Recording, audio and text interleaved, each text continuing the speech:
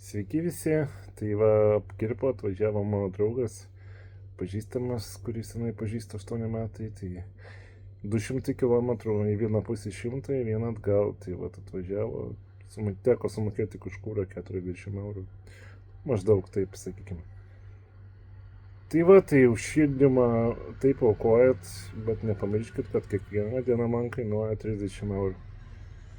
Kuris žmogus būna su manim, aš turiu jam mokėti, tai labai prašau, labai dėkoju visų pirma. Ir labai prašau ir labai dėkoju, ir labai prašau ir labai dėkoju vėlgi, nes reikia mokėti už mano slaugą ir kas padės, jeigu ne jūs.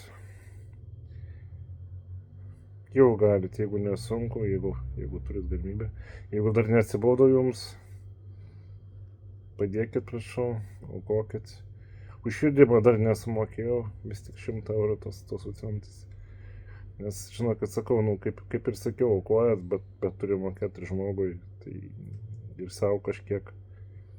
Tai taip visko negaliu atiduoti tiesiog ir po to sėdėti su nuliu. Sakau, kaip yra. Tai va, tai ačiū labai dar kartą.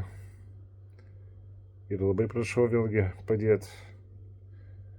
Kas kiek galit, kam nesunku. Ačiū.